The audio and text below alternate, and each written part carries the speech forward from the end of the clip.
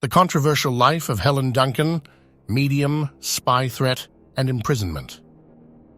Imagine a time when belief in the supernatural wasn't just a curiosity, but a matter of national security. A time when seances weren't just entertainment, but were seen as a potential threat to wartime secrets. This is the story of Helen Duncan, one of the most controversial spiritual mediums of the 20th century, a woman who became famous, feared, and ultimately imprisoned for her supposed ability to communicate with the dead. Born in 1897 in Callander, Scotland, Helen Duncan was no ordinary child. From an early age, she displayed an intense fascination with the supernatural, claiming to see and hear things that others could not. As she grew older, her abilities, or at least her claims, became more pronounced. By the 1920s, she had gained a reputation as a powerful physical medium, a woman who could bring forth spirits in dramatic, tangible forms. Helen's seances were not for the faint of heart. Unlike the more subtle spiritualist gatherings, where messages from the beyond were whispered or hinted at, her sessions were theatrical and intense.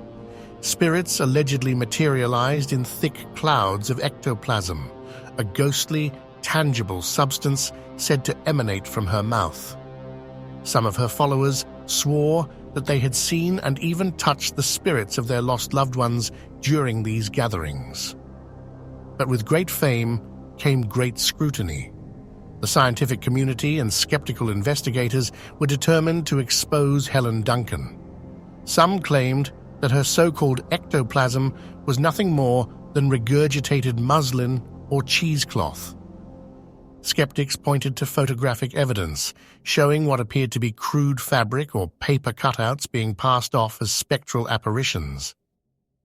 It was the age-old battle, faith versus science. Believers insisted that Helen's gifts were real, offering comfort and closure to grieving families. Detractors accused her of being a fraud, a cunning illusionist preying on the vulnerable. Then came the moment that changed everything, the moment that brought Helen Duncan from the world of mysticism into the realm of government concern. It was November 1941. World War II was raging. Britain was fighting for survival, and secrecy was paramount. During a séance in Portsmouth, a naval town filled with sailors and military personnel, something shocking happened. Helen reportedly summoned the spirit of a dead sailor, someone who had perished aboard HMS Barham, a Royal Navy battleship. The only problem? The sinking of HMS Barham was classified information. The British government had deliberately kept the loss secret to maintain morale and security. News of this revelation spread like wildfire. How could she have known? Was Helen Duncan truly in contact with the dead, or had she somehow obtained classified military information? The government took notice. Authorities began keeping a close watch on her activities. It wasn't long before they decided to act. In 1944, Helen was arrested in the middle of a séance. But the charge was something that stunned many. She was prosecuted under the Witchcraft Act of 1735, a law so outdated that it hadn't been used in a case like this for over a century. Now, let's be clear. Helen Duncan wasn't accused of being a witch in the medieval sense. The law was used as a way to prosecute fraudulent spiritual claims, but the optics were undeniable. This was, effectively, Britain's last witch trial. The trial was sensational. Supporters argued that Helen was being persecuted for her gifts, a victim of superstition and outdated laws.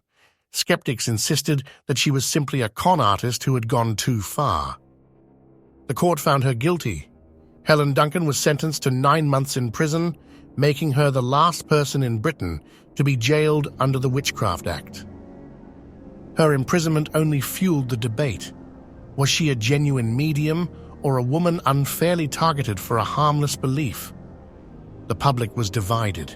Even Winston Churchill, who found the whole case absurd, later pushed for changes in the law.